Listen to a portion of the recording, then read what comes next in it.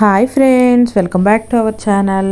ఈరోజు నేను చూపించబోయేదండి చికెన్ నిల్వ పచ్చడి అండి. అది నాన్ వెజ్ లవర్స్ వాళ్ళకైతే ఈ చికెన్ పచ్చడి అంటే చాలా ఇష్టంగా తింటారు కదా. వితిన్ 10 to 15 మినిట్స్లో అయిపోతుందండి ప్రాసెస్. అయితే చాలా కష్టమేమో చికెన్ పచ్చడి అని అనుకుంటారు కదా, చాలా ఈజీ ప్రాసెస్ అండి. ఒకసారి అయితే చూసేయండి. ఎవరైతే నా ఛానల్ని ఫస్ట్ టైం చూస్తున్నారో ఒకసారి సబ్స్క్రైబ్ అయితే చేసేయండి ఫ్రెండ్స్. అలాగే పక్కనే ఉన్నటువంటి బెల్ ఐకాన్ని క్లిక్ చేస్తే దానిలో ఉండే ఆల్ ఆప్షన్ క్లిక్ చేయడం వల్ల నేను పెట్టే కొత్త వీడియోస్ అన్నీ మీ ఫోన్కి వస్తూ ఉంటాయి ఫ్రెండ్స్. సో ముందుగా అయితే ఒక నాన్ స్టిక్ పాన్ అనేది తీసుకోండి. దీనిలో ఇప్పుడు చికెన్ అండి నేను విత్ బోన్స్తో తీసుకున్నాను. సో ఒక మీడియం సైజు మనం కట్ చేసుకుంటే సరిపోతుంది అనమాట.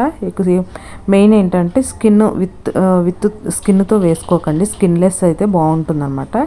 సో ఒక నాన్ స్టిక్ పాన్ తీసుకొని చికెన్ పీసెస్ అనేది యాడ్ చేసిన తర్వాత స్టవ్ మీద పెట్టేసుకోండి.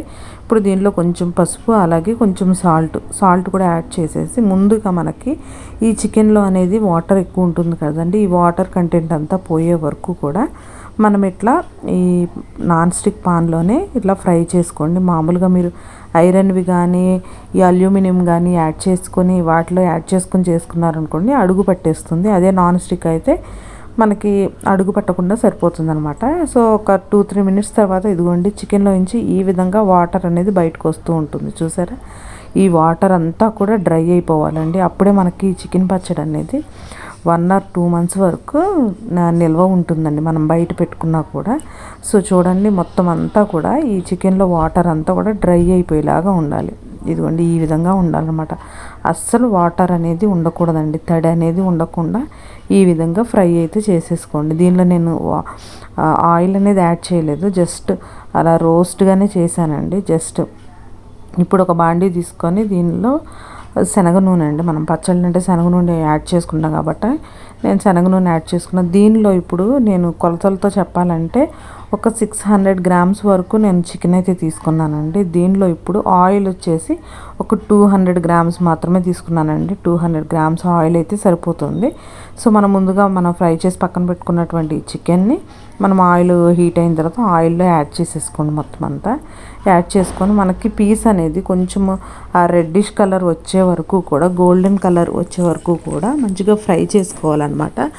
సో ఇంకా ఏమన్నా రిమైనింగ్ వాటర్ అనేది ఈ చికెన్లో ఉంటే ఇలా మనం ఫ్రై చేసుకోవటం వల్ల ఆ వాటర్ అనేవి కూడా పోతాయి అన్నమాట. మనకి చికెన్ పచ్చడికి బాగుంటుంది అనమాట. చూసారా, మొత్తం ఈవెన్గా ఫ్రై చేసుకోండి. గరిటతో తిప్పుతూ ఈవెన్గా ఫ్రై చేసుకున్నారనుకోండి, ఈవెన్గా అన్ని పీసెస్ అనేవి ఫ్రై అవుతూ ఉంటాయి అన్నమాట. అలాగని మరీ ఎక్కువగా కదిపేశారనుకోండి, చిన్న చిన్న పీసెస్గా బోన్స్తో వేసాం కాబట్టి బోన్స్ అలాంటివి విడిగా వచ్చేస్తాయి.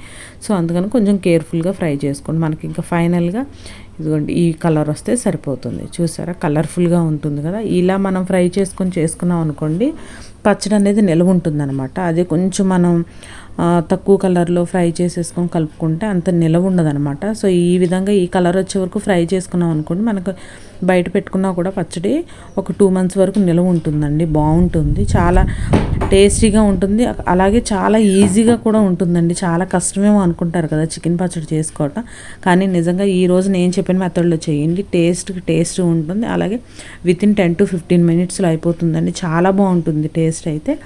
సో రిమైనింగ్ ఆయిల్లో ఇప్పుడు ఒక 20 grams వరకు నేను అల్లం వెల్లుల్లి పేస్ట్ అనేది యాడ్ చేసుకుంటున్నానండి. ఈ ఆయిల్లోనే, స్టవ్ నేను ఆఫ్ చేయలేదు. అలా చికెన్ వేగిన తర్వాత పక్కన పెట్టేసుకొని దీనిలోనే ఒక 20 grams, మీరు కొంచెం స్పైసీగా కావాలనుకుంటే ఇంకొక 5 grams నుంచి 6 grams, అంటే ఒక 30 grams వరకు అయినా యాడ్ చేసుకోవచ్చు. మేము అంత స్పైసీ తినం కాబట్టి నేను ఒక 20 grams అయినా ఈ మనం తీసుకున్న క్వాంటిటీకి ఆ 20 grams సరిపోతాయి ఫ్రెండ్స్. మరీ ఎక్కువ యాడ్ చేసుకున్నారనుకోండి అల్లం స్మెల్లే వస్తుంది. సో ఇప్పుడు కొంచెం అల్లం వెల్లుల్లి కొంచెం ఫ్రై అయిన తర్వాత మనం ముందుగా ఫ్రై చేసి పక్కన పెట్టుకున్నాం కదా చికెన్ పీసెస్, అవి కూడా యాడ్ చేసేసుకోండి. ఇప్పుడు దీనిలో ఆవాలు, మెంతులు నేను కలిపి మిక్సీ చేసుకున్నానండి, గ్రైండ్ చేసుకున్నాను. వాటిని ఒక 3 tablespoons వరకు యాడ్ చేశాను. 2 కలిపి గ్రైండ్ చేసేసుకున్నాను. వాటిని ఒక 2 tablespoons యాడ్ చేసుకున్నాను. ఇంకొంచెం గ్రేవీ కావాలనుకుంటే ఇంకొక స్పూన్ యాడ్ చేసుకోండి, దానివల్ల నో ప్రాబ్లం అండి. సో అది కూడా వేసుకొని కొంచెం ఒక 1 minute అట్లా ఫ్రై చేసుకున్న తర్వాత ఇది పచ్చికారం అండి. మనకి మీకు పచ్చికారం అవైలబుల్గా లేకపోతే మనకి సూపర్ మార్కెట్స్లో ఈ 3 మ్యాంగో పౌడర్ అవి ఉంటాయి కదా, అవి తెచ్చుకొని ఒకసారి మనం ఇంట్లో స్టోర్ చేసుకున్నాం అనుకోండి ఇలాంటి పచ్చళ్ళు అవి పట్టుకున్నప్పుడు యూజ్ అవుతాయి అన్నమాట. సో దీనిలో నేను తీసుకున్న స్పూన్ క్వాంటిటీ కూడా చాలా చిన్నదండి. దీంతో నేను ఒక 4 టేబుల్ స్పూన్స్ టు 5 వరకు యాడ్ చేసుకున్నాను. అదే మీరు మామూలు పెద్ద స్పూన్ అనుకుంటే ఒక 3 టేబుల్ స్పూన్స్ యాడ్ చేసుకుంటే సరిపోతుంది అనమాట. సో ఓకేనా, ఈ విధంగా కారం కూడా యాడ్ చేసిన తర్వాత ఒకసారి ఈ విధంగా తిప్పుకొని ఇంకా 1 or 2 minutes వరకు పొయ్యి మీదే ఉంచేయండి. నేనైతే స్టవ్ ఆఫ్ చేయలేదు ఫ్రెండ్స్, ఇంకా స్టవ్ పైనే ఉంది.